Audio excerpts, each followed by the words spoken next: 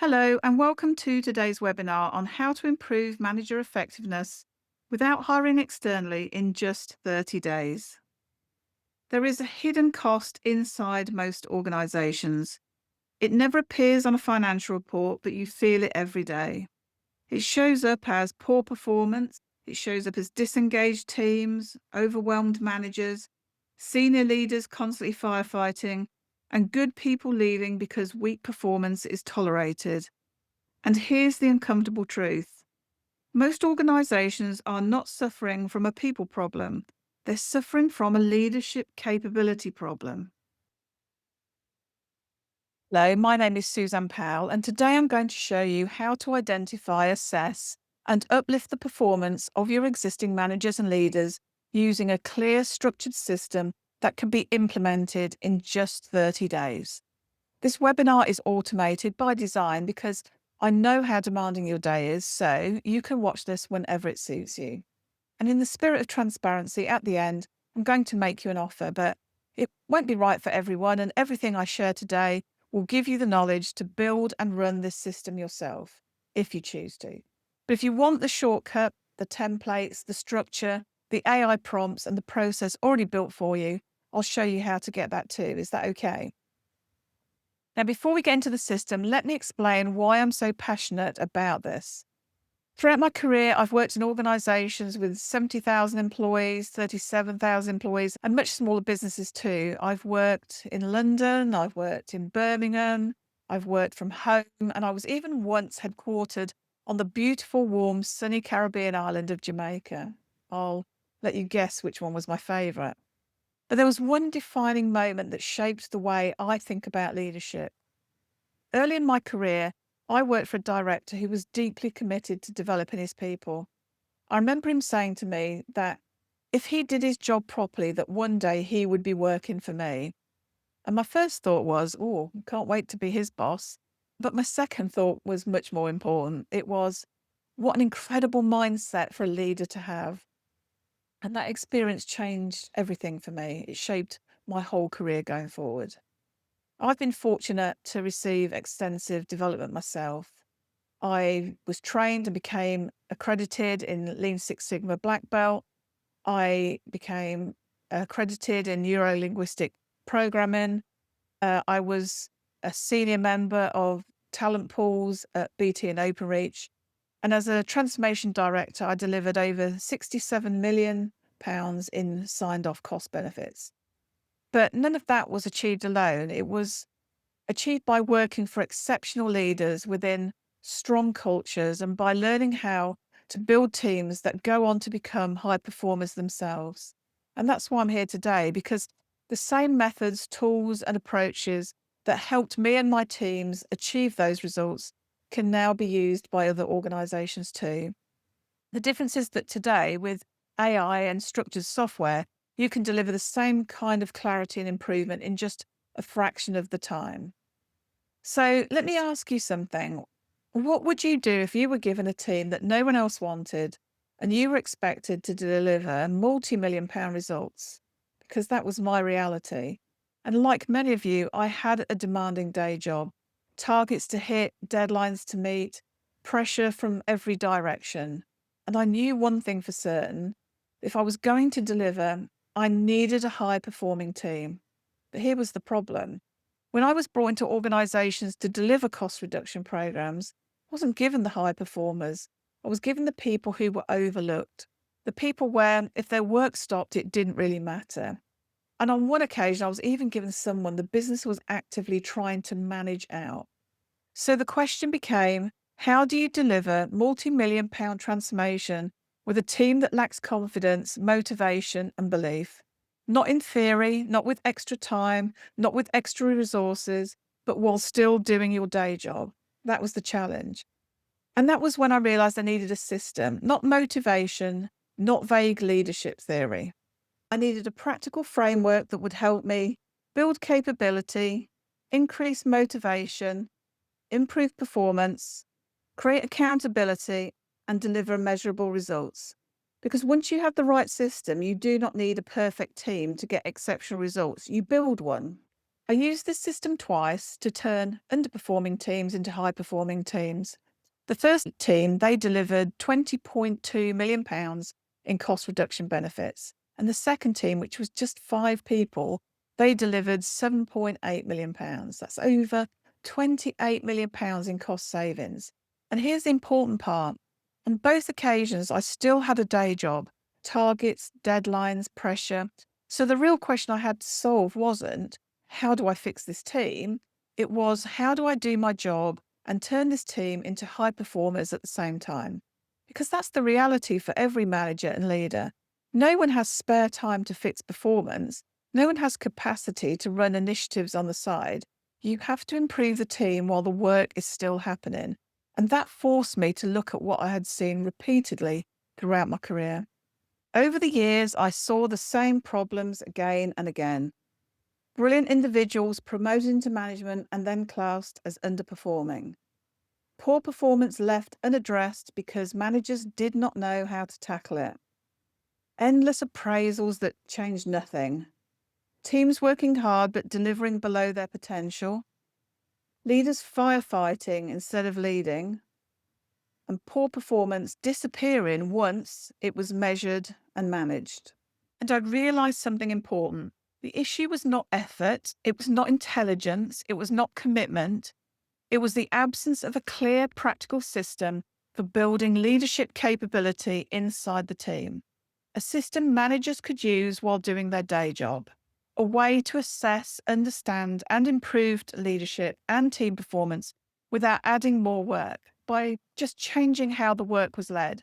So today, I'm going to let you into 3 secrets. These are the belief shifts that make high-performing teams possible. Secret number 1. You do not need a complicated performance process to get results. Most organizations make performance management too complicated, and the more complicated it becomes, the less effective it becomes. People are scored against competencies, which is sensible, but those ratings are often based on a manager's interpretation of what good looks like. My version of somebody who's good might be different from yours. Then the organization introduces leveling meetings where we all turn up to discuss each person's individual performance and put them within a scale. Then there's bell curves. Then people who are genuinely good are pushed down to a generally satisfactory just to fit a distribution model. It becomes demoralizing for employees, frustrating for managers, and completely subjective. And there is a cost to over-engineering the process. Just being conservative, let's look at that. Writing the appraisal, holding the meeting, and document it might take 3 hours per employee. If a manager has 8 direct reports, that's 24 hours. That's 3 full working days. For 10 managers, that's 240 hours. That's 6 full working weeks spent writing and delivering appraisals. That doesn't include the leveling meetings, HR discussion, or rework. 6 weeks of management time producing something that most employees do not find useful and most managers do not feel confident doing. And often the only people who get a development plan are those that are marked as needs improvement. So development becomes a punishment, not a prize. But performance management is not about policing. It's about clarity, fairness, accountability, development, protecting standards, and identifying future leaders. It protects your profits, it protects your culture, any talent, and your reputation.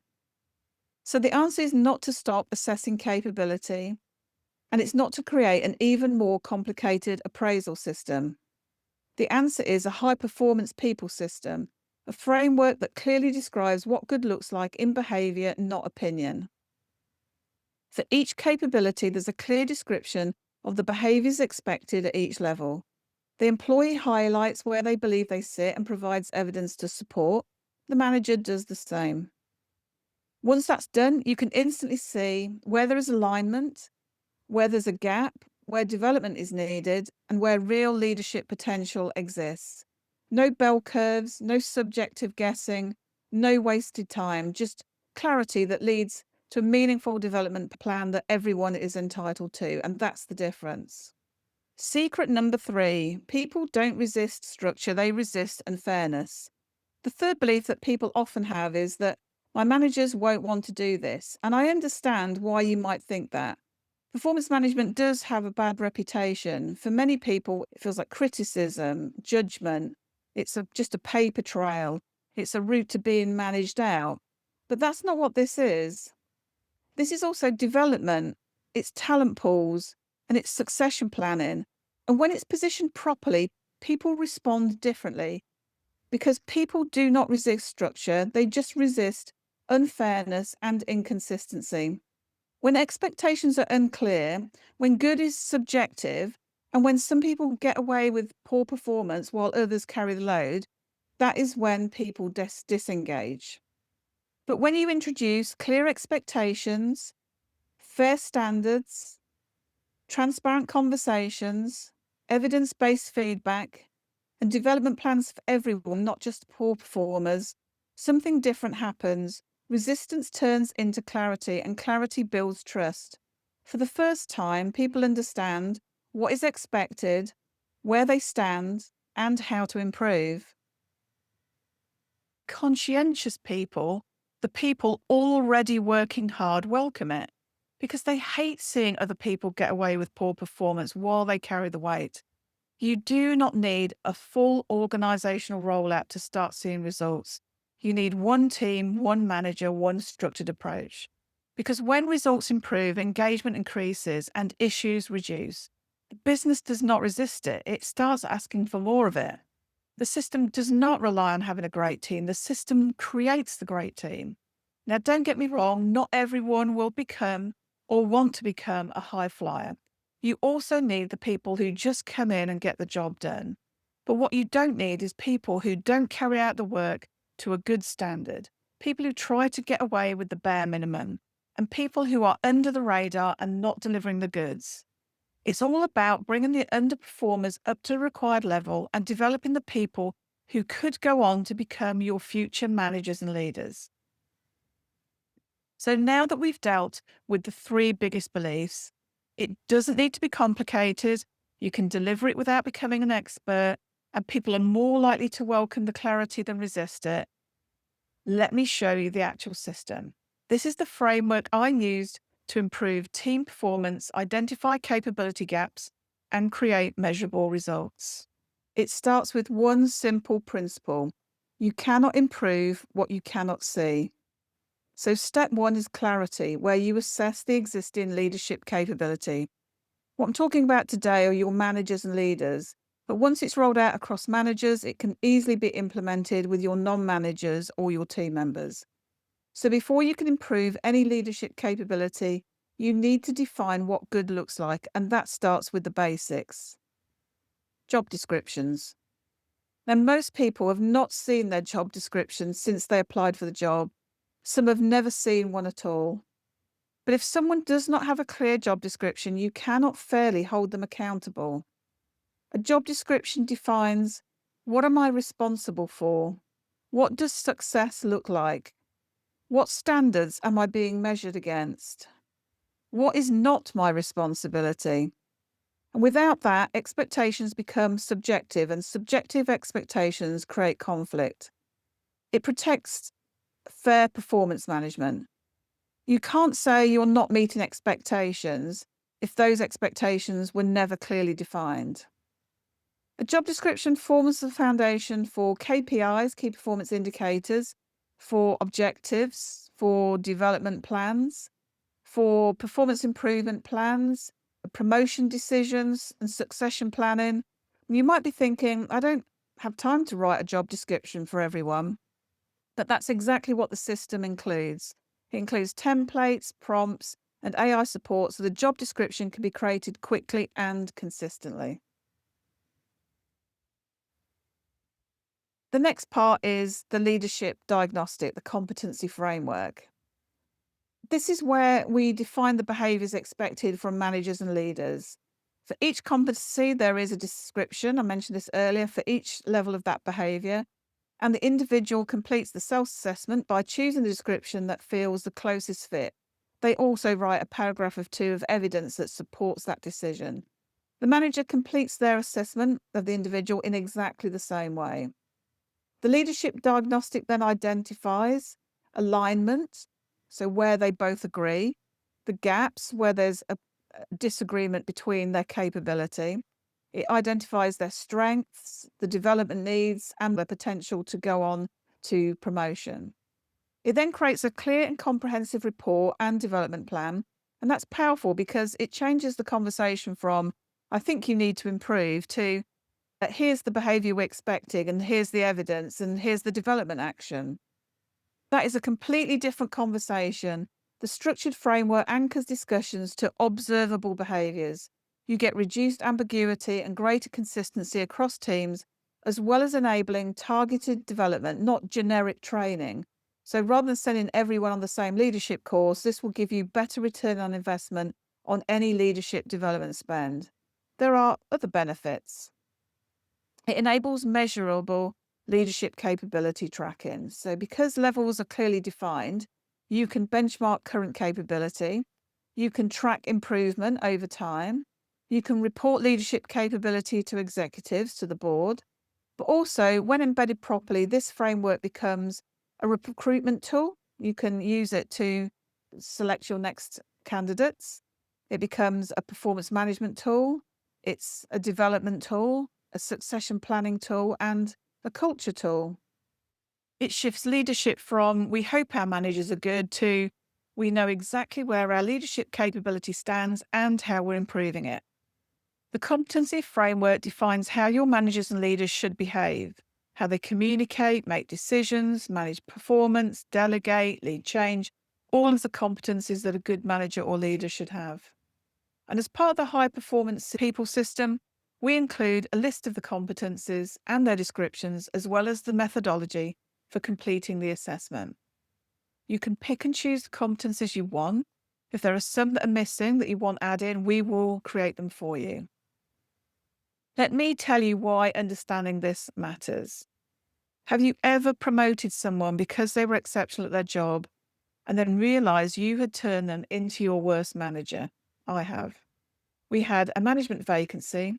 One of the team members applied. He was outstanding, fast, efficient, high standards, completely reliable. I assumed he would lead the team brilliantly, so I gave him the job, and it went wrong. Not because he wasn't capable, not because he didn't care, but because he'd never been shown how to manage people. As an individual contributor, he controlled his own output. As a manager, everything changed. He was now managing people he used to work alongside. He had to rely on others to deliver. He became frustrated. He struggled to delegate. He corrected instead of coached. He micromanaged instead of developing the team. And he tried to control performance instead of building capability. And this happens in organizations all the time. A high-performing individual is promoted into management, and the organization accidentally creates a struggling manager. Now you have lost a top performer and you've gained a weak manager. And that's why the competency framework matters. It separates technical performance from leadership capability. If I'd had that framework at that point in time, I would have been able to see the shortfall in the management skills he needed. So step number 2 is visibility. This is where we gather all performance data. So in the previous step, you identified the behaviours and competencies you were looking for, and you made the expectations clear. But once you've defined what good looks like, then you need to take the next step, which is the visibility. Because knowing what's expected is only half the picture. You now also need to understand what is actually happening in practice within the business. And to get a complete view of each manager, you need to look at performance from multiple angles. So this includes goals and objectives. What is the individual expected to deliver and how are they delivering it? How well are they delivering it? Business KPIs. What impact are they having on the business? Employee engagement surveys. How is their leadership experienced by the team? And 360-degree feedback. How are they perceived by others around them? Because leadership isn't just about how someone shows up. It's about the results they create. Why is this full picture important? Well, when I've taken on new teams in the past, one of the first things I've done is introduce the structured goals and objectives as part of the high performance people system. And almost every time something surprising happens, we discover work that doesn't add value. On one occasion, I inherited a team responsible for business MIS reporting. They were producing dozens of reports every week and month, and no one had questioned them. They're just churning them out. So we added read receipts. And then we analysed the data. Where there were reports with very few read confirmations, we contacted the distribution list and said, unless we receive confirmation this report is required, it will be discontinued in 4 weeks. So what was the result? Well, we stopped sending 24% of the reports. Almost a quarter of the work was unnecessary. Think about that. 24% of time reclaimed, 24% of capacity freed, 24% of effort redirected to higher value activity. That is not a small optimization. That is operational transformation. And the lesson is simple. If work is not adding value to the business, the customer, or to the strategic objectives, it should not be consuming time, resources, or intention. Leadership without measurable impact is just good intention. Let me give you another example. I once took over a team of around 20 network planners. I knew instinctively some people were producing more planning jobs than others. I could probably guess who the high performers were, but I couldn't prove it. And without proof, you can't have fair performance conversations. So I introduced one simple measure. How many jobs is each person producing per day? In a team of roughly 20 people, one person was completing 28 jobs a day, but another was just completing 3. And that's not a small gap. That's a productivity chasm. So then I added a quality measure. How many jobs required rework or had errors? Now I had 2 KPIs, output and accuracy. That's it. And with just those 2 measures, everything changed. I could have evidence-based performance conversations. I could identify best practice from the top performers, and I could coach the lower performers. I could remove assumptions and emotion, and over time, the team increased to 21 jobs per day on average, with quality maintained. We outperformed other teams nationally because they simply weren't being measured. High performers stopped feeling resentful, lower performers stopped feeling overwhelmed, and the team dynamic improved dramatically. And all of that started with 2 simple measurements. So you can't fix what you don't measure, and this applies to managers too. You may know whether they hit revenue, cost, or output targets, but do you know if they're managing performance effectively, if they're developing their teams, if they're communicating clearly, leading change properly? Do you know any of those things? Because that's where behavioral measurement becomes critical. Let me ask you this. Are all of your teams working on the right things? Are you measuring activity or value? Are the tasks being done simply because we've always done it? Because this is not optional, it's a strategic filter. It forces you to ask, why are we doing this? And if there isn't a compelling answer, it stops. And if there is a compelling answer, then we measure it. And then we see if we can prove it even more. So let's take a look at goals and objectives. Very simple, but very often misunderstood. Goals and objectives define what success actually looks like for each individual.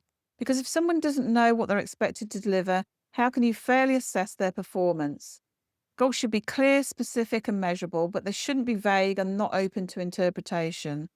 They should answer questions like, what does this person need to deliver? What outcomes are they responsible for? What does success look like in this role? And most importantly, goals must be aligned to the wider business objectives, because it's not just about people being busy, it's about people working on the right things. When goals are clear, something powerful happens. Performance becomes easier to measure, conversation becomes more objective, accountability increases, priorities become clearer. Without clear goals, performance discussions become subjective. With clear goals, they become factual. And that's the difference between, I think you're doing well, and here's what you were expected to deliver, here's what actually happened. And that's when clarity starts to drive performance. Now, goals and objectives tell you what an individual is responsible for, but business KPIs tell you whether those efforts are actually delivering results, because activity does not equal impact. Someone can be busy all day, every day, but if it's not moving the business forward, it's not performance. Business KPIs define the outcome that matter most in the organization. They answer questions like, are we improving productivity? Are we reducing costs? Are we increasing revenue or output? Are we delivering value to the customer? And this is where leadership becomes visible, because strong leaders don't just manage activity, they drive measurable results through their teams. When KPIs are clear and consistently tracked, you can link leadership directly to business performance. You remove ambiguity from performance conversations.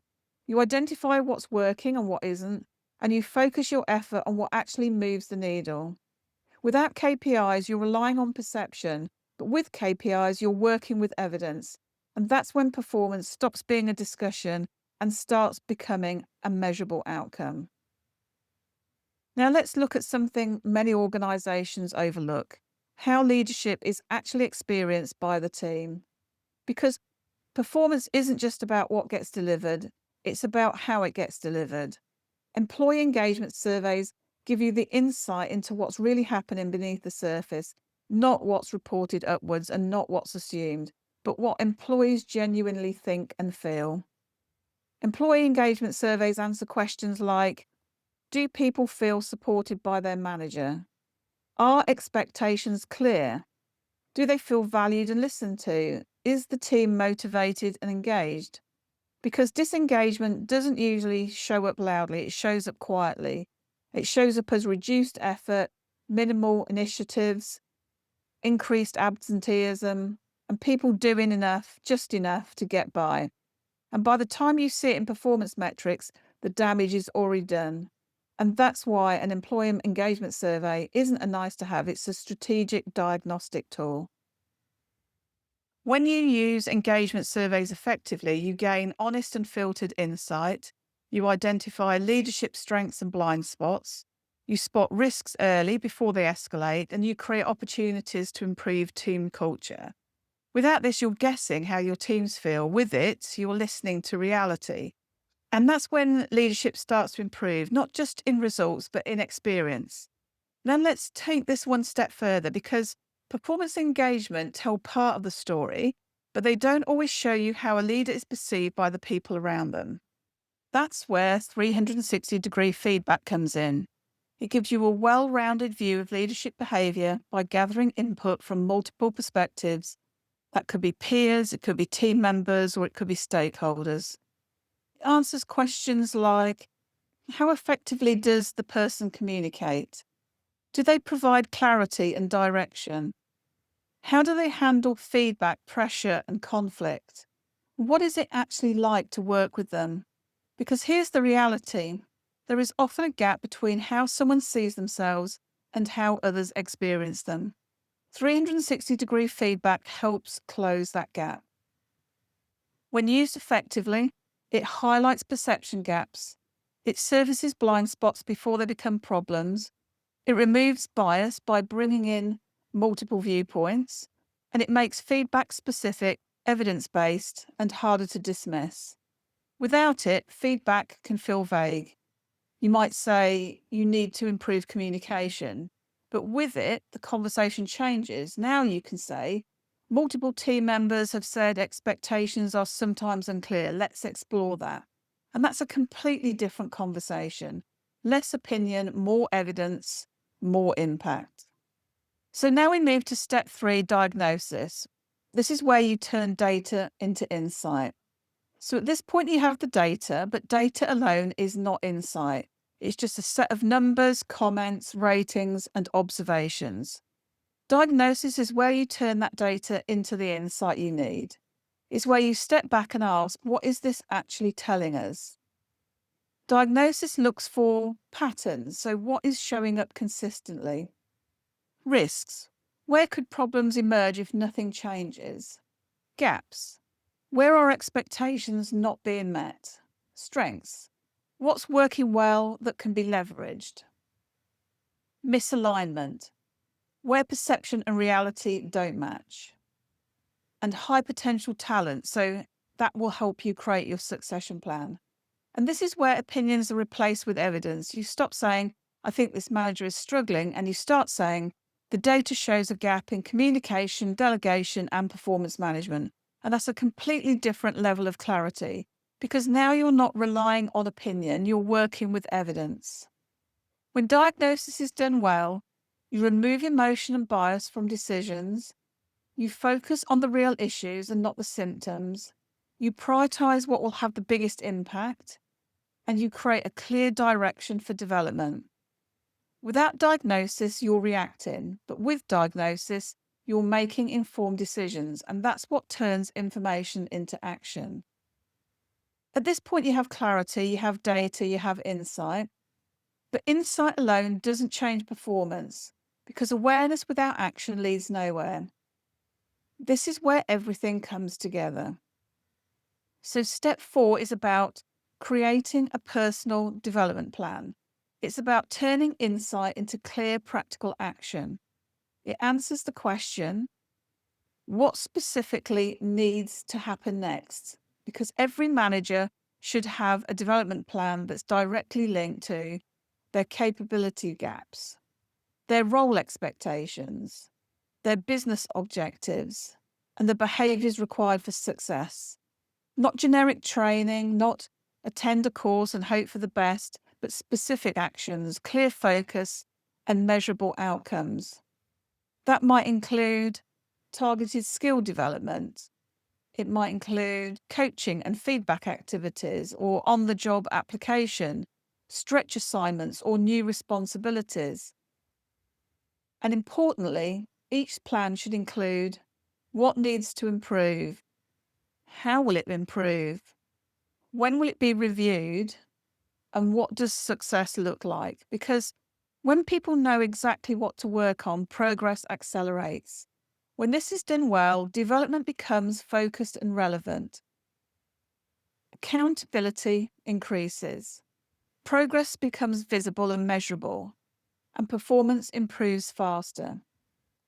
And this isn't just for underperformance. Your high performers should also have development plans to grow, stretch, and prepare for future roles. Because development isn't about fixing people, it's about building capability across the entire organization. Without action, nothing changes, but with action, everything starts to move. Now, every manager knows exactly what to work on and how to improve. This is where performance development becomes practical. It's not vague, it's not generic, it's not go on a leadership course and hope something happens, something changes. It's specific, it's targeted, and it's measurable. In terms of development plans, here is something else that you might want to consider. You'll have people in your business who are doing a solid job, and actually they're quite happy. They come to work, they do what's expected, and they earn a fair day's pay, and that's okay. But just because someone isn't struggling doesn't mean they don't want to grow. This is your opportunity to ask a different question. What else would you like? There may be people who are thinking about their next step. They may want that promotion, and with the right tools and support, you can help them get there. Others might want to broaden their experience, see how a different department is working, and that's great for you because you can then flex them across 2 departments. They might want to move into a new area. They might want to build new skills. They might want to develop within their current role, learn something new like AI, take on mentoring, or simply become better at what they already do. And all of that strengthens your business because the person who learns AI today might be the one who automates your processes tomorrow. And the person who wants to learn first aid might go on to save someone's life. And the person who develops new skills might become your next leader. Development isn't just about fixing underperformance. It's about investing in your people so they grow and they stay and they contribute at a higher level. Because when your people thrive, your business does too. Let's take a look at step number 5. Now, step 5 is about feedback, and this is where we turn insight into growth. This is where everything becomes real because you can have the best data, the clearest insights, the most detailed development plans. But if the conversation isn't right, nothing changes. So, step 5 is about feedback and, more importantly, how that feedback is delivered. Because feedback is the moment where insight turns into growth. And this is where many managers struggle. They either avoid the conversation altogether or they keep it vague to avoid discomfort. But vague feedback doesn't drive improvement, clarity does. Great feedback should be specific, it should be balanced, it should be evidence based, it should absolutely be development focused, and it should be linked to action. It's not about saying you need to improve, it's about saying, here's what we expected, here's what happened, and here's what we're going to do next. And that's a completely different conversation because now it's not personal, it's practical. And when great feedback is delivered well, people understand exactly where they stand. They know exactly what needs to change. They feel supported and not criticised, and they're far more likely to take action. It also builds something even more important. It builds trust. Because when people know they're getting honest, fair, and consistent feedback, they stop second guessing. They stop worrying about where they stand and they start focusing on improvement. Feedback isn't about catching people out, it's about helping people move forward. And when you get this right, this is where performance really starts to accelerate. Step 6 is benchmarking. It's about establishing performance baselines. Now, this is the step that most organizations skip, and it's the reason so many improvement efforts lose momentum. Because if you don't know where you're starting from, how do you know if anything is actually improving? So, step 6 is about establishing a clear baseline of performance so you can measure progress over time. This is where you answer questions like, where are we today? What does good look like currently? Where are the biggest gaps? What needs to improve first? Because without a baseline, everything is subjective. You might feel like things are getting better, but you can't prove it. And what gets measured gets improved.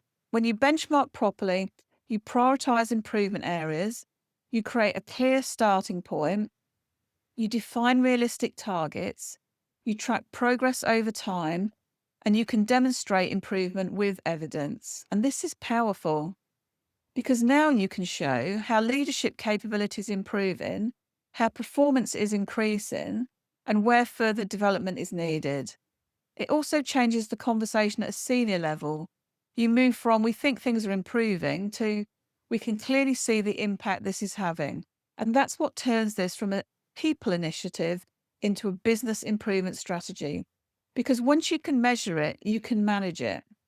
And when you complete these steps, you improve the performance of the managers and leaders you already have. And yes, there may be people who can't or won't improve. And if that happens, the system gives you the evidence you need to make the decision fairly, professionally, and with less risk.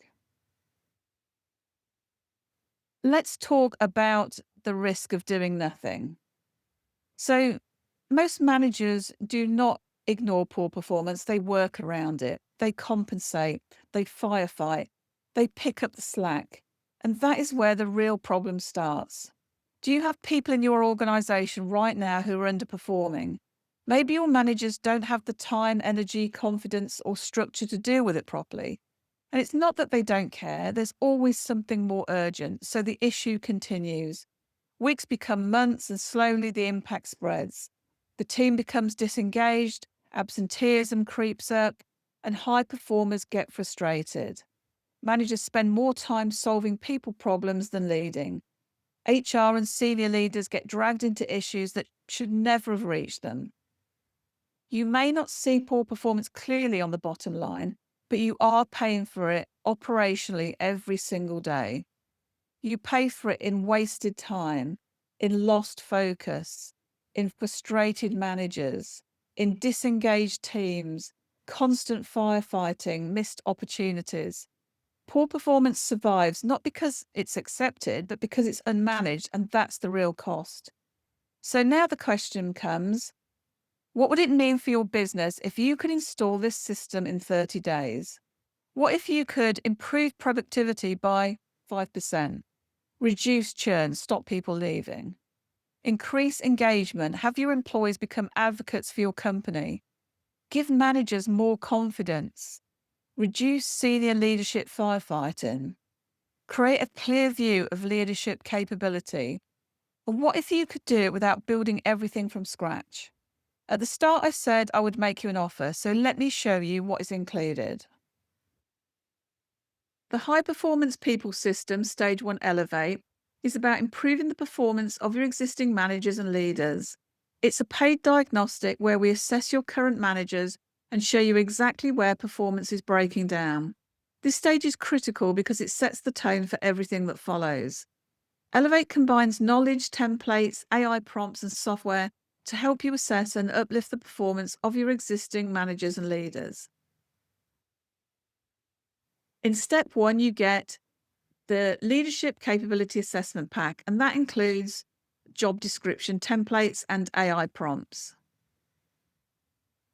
If you don't have job descriptions already, this will help you complete a job description for each individual. The job description is important because you can't say you're not meeting expectations if those expectations were never clearly defined. And the additional benefit of having job descriptions is they can be used for recruitment.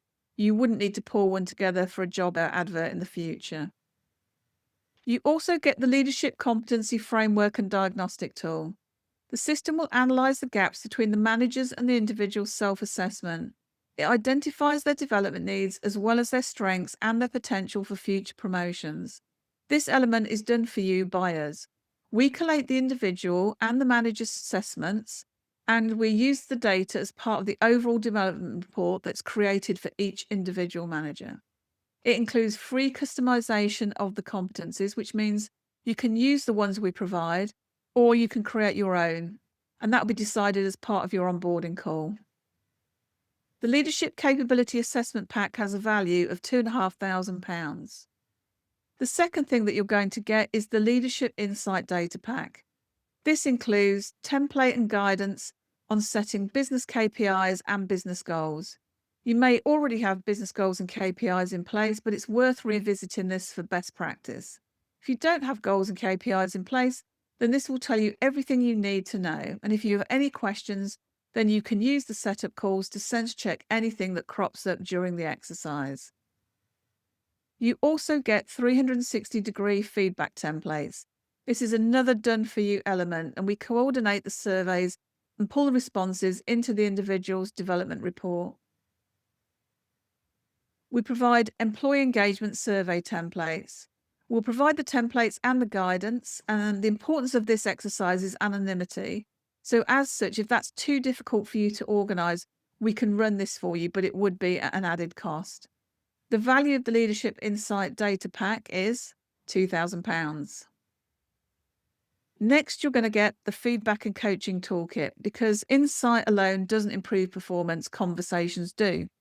So this includes structured one-to-one templates, feedback training and guides, and coaching frameworks. The goal here is to make feedback constructive, consistent, and easier for managers to deliver confidently, especially difficult conversations that are often avoided. And the value of this toolkit is £1,500. You also get the complete 30-day implementation roadmap.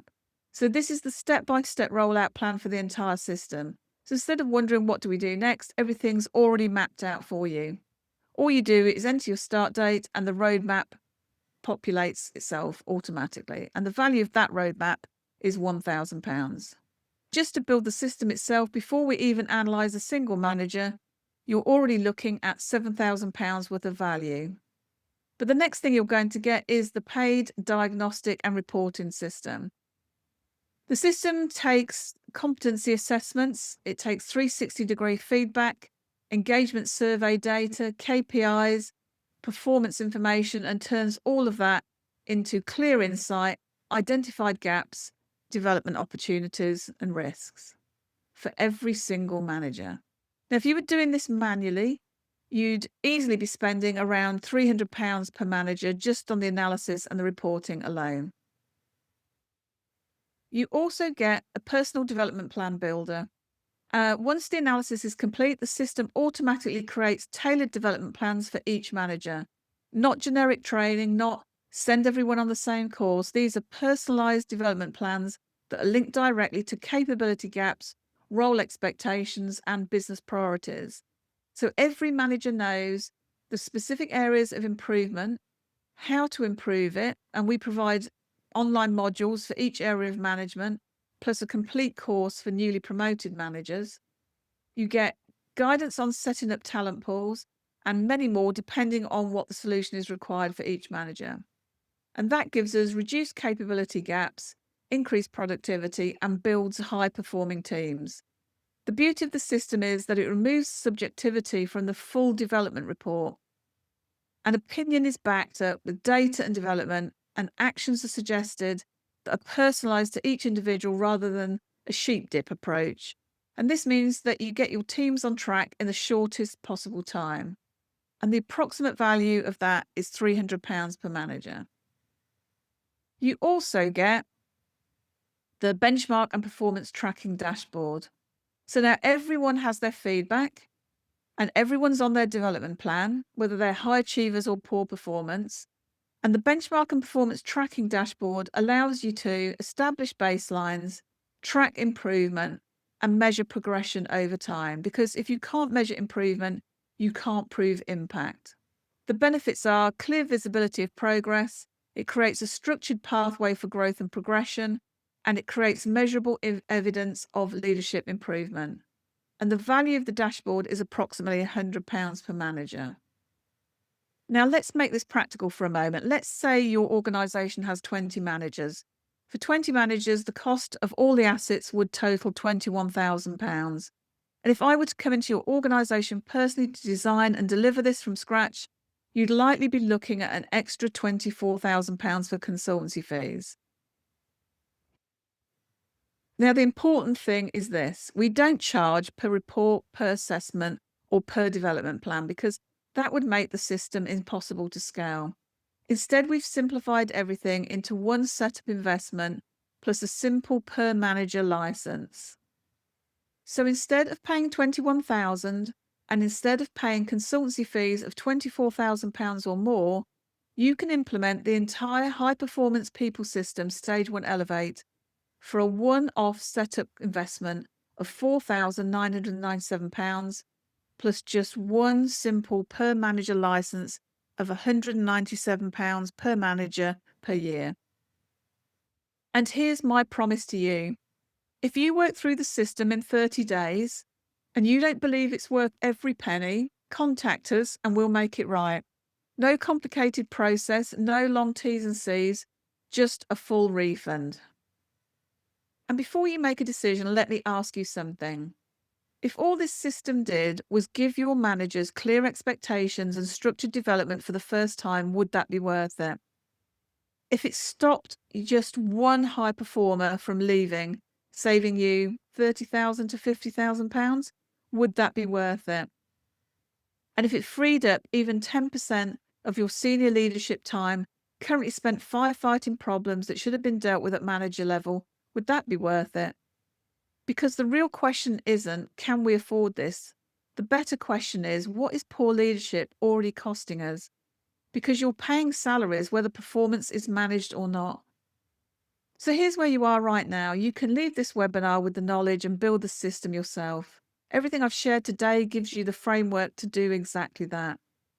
Or you can get the whole thing already built. The templates, the frameworks, the AI prompts, the analysis and the completion of the leadership development reports, the 30-day roadmap, everything you need to assess and uplift your managers and leaders.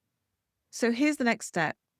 Because every organization is different, different structures, different team sizes, different leadership challenges, the next step is to book your free leadership capability strategy session. And on that call, we'll look at your current management structure.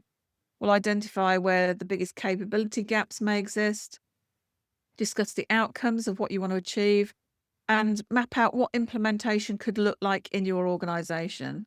If we believe we can help, we'll show you exactly what that would look like. If we don't think it's right for you, then we'll tell you that too. So click the button below and complete the short application form and book your free strategy session. Thank you for listening, and I'll see you on the other side.